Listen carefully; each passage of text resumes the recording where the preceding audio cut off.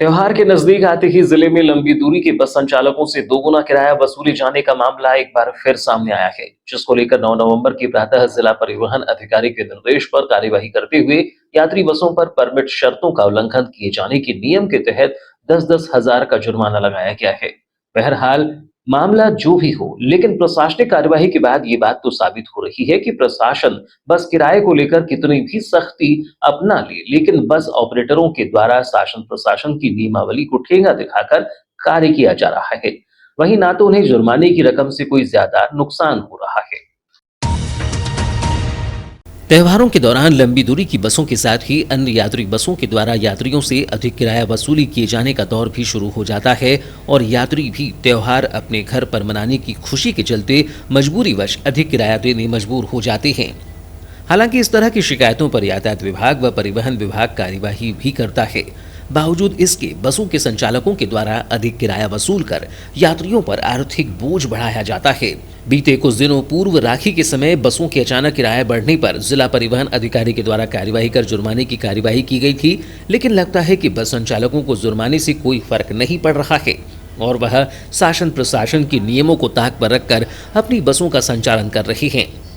जिला परिवहन अधिकारी अनिमेश गढ़पाल ने जानकारी देते हुए बताया कि यातायात थाना प्रभारी शैलेंद्र सिंह यादव के द्वारा गर्रा चेक पोस्ट पर पॉइंट लगाकर इंदौर व भोपाल से यात्रियों को लेकर बालाघाट आ रही बसों को रोककर उनमें सवार यात्रियों की टिकट चेक कर उनसे जानकारी ली गई है, जिसमें बहुत से किराए में भी अंतर पाया गया है, जिसके चलते ही यात्री बसों पर परमिट शर्तों का उल्लंघन किए जाने के नियम के तहत 10-10 हजार का जुर्माना लगाया गया है।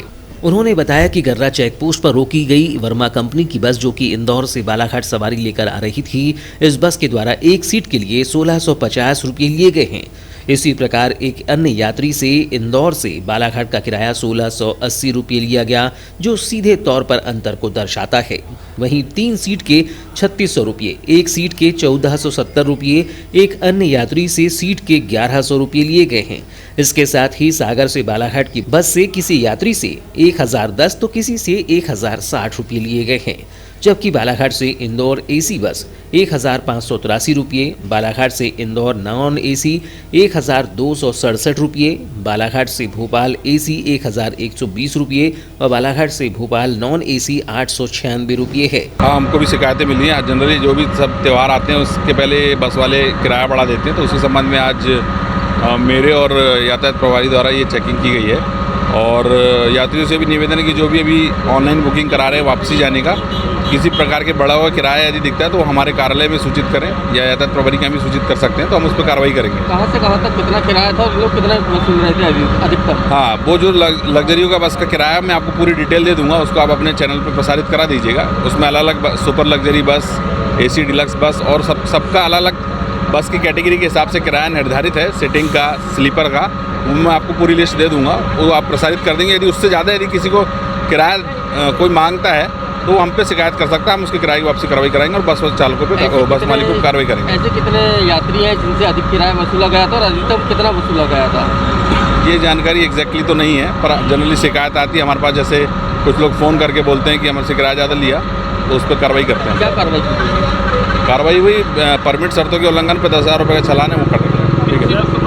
हाँ, अभी तो एक ही बसों पे हुआ है पवन पर, और ये वर्मा में चेक कर रहे हैं, लेकिन इसमें अभी किराया मतलब यात्रियों से ठीक ठाक वसूला है। सर, एक बस जो खड़ी है वहाँ, एक उसने स्लीपर का जो है 1650 रुपये किराया लिया। हाँ, तो क्या वो ठीक है, उस पर कार्रवाई की है। 1583 रुपये होता है इस इंदौर से बालाघाट का जो सुपर लग्जरी बस है उसका, तो उससे ज़्यादा है किराया। अच्छा सर, अभी जैसे कार्रवाई की जानकारी लगने के बाद जो है बसें जो आने वाली है वो आई नहीं है, आगे ही रुक गई है, तो इसलिए मैं आपसे वही कह रहा हूँ कि जो यात्री जो इसमें सफ़र कर रहे हैं वो भी हम पे डायरेक्ट शिकायत कर सकते हैं।